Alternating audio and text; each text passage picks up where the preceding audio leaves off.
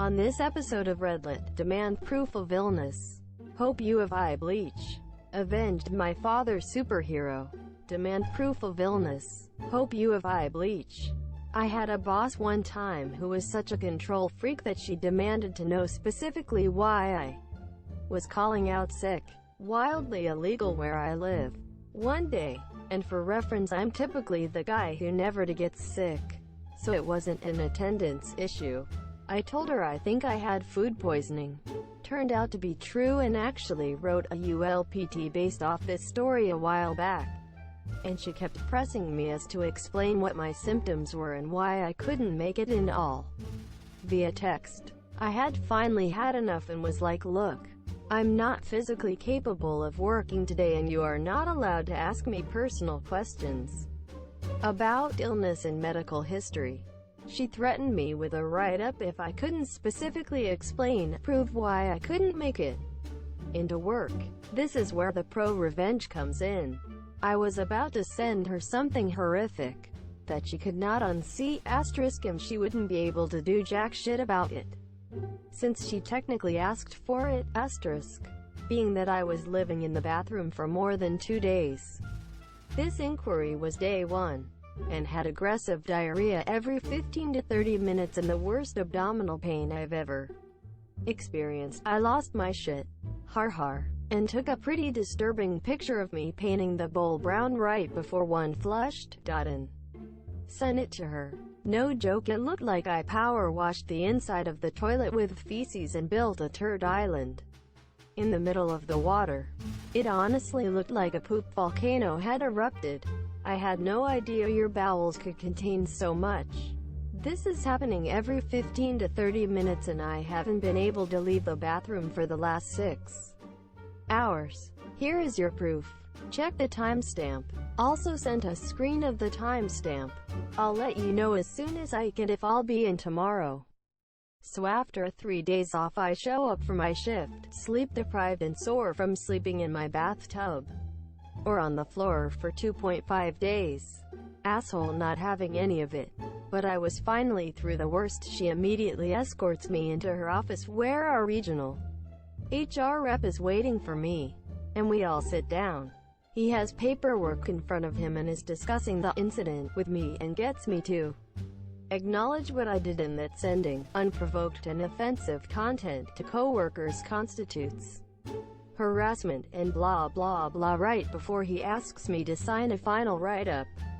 If you do something like this again, you're fired. Before signing, I asked him, did she tell you why I sent this?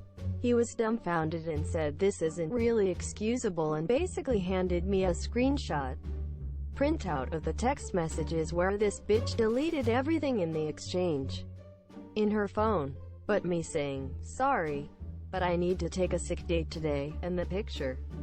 I laughed and handed him my phone and said here is the full exchange.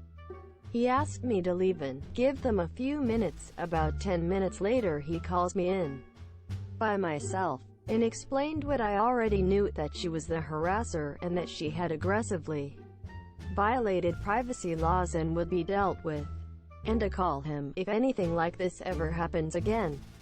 I found out from one of the assistant managers that she ended up getting a final written notice and was super close to being fired, and it prevented her from getting a big promotion that she was being looked at for.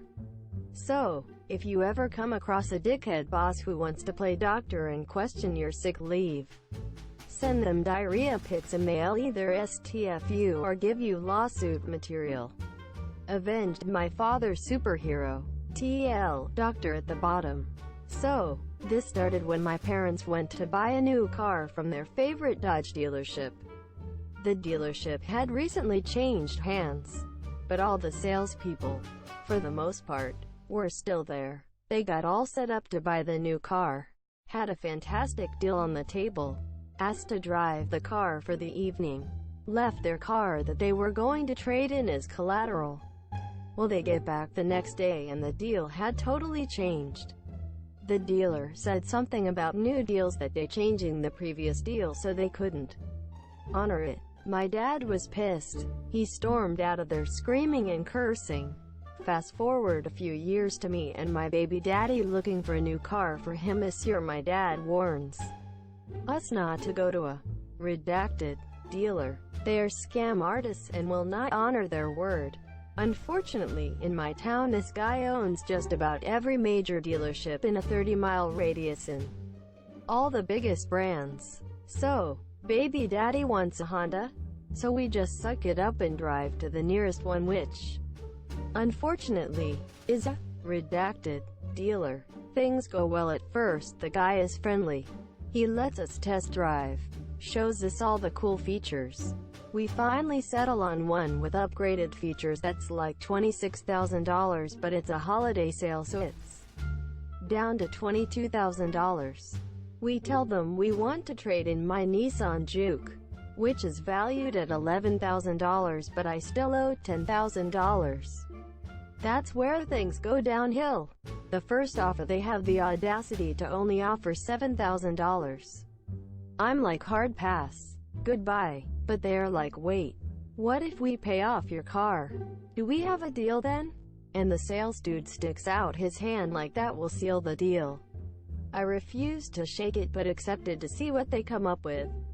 He comes back having raised the trade-in to $10,000, but he also raised the price of the car to the original price, so we weren't saving any money in the end.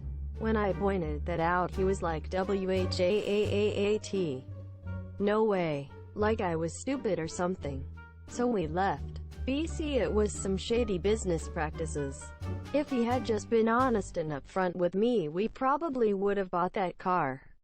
So we did a little research and tried to find a Honda dealership that wasn't a redacted dealer. We found one over an hour away that on Google just said Honda cars of suburb in another state. I do live relatively close to a state line in the USA.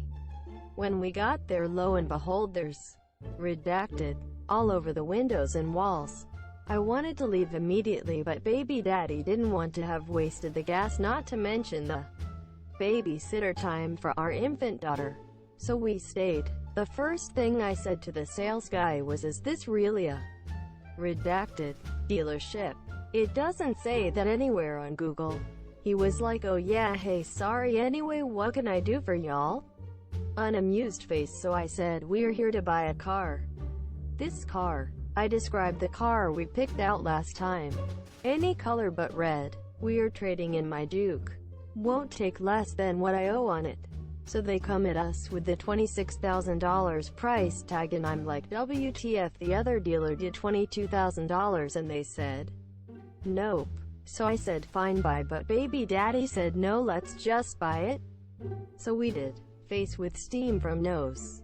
We get to the room with the finance guy, and my dad always taught me to make them throw in gap insurance before I sign anything. So I say, okay, fine, we will take this deal if you throw in gap insurance.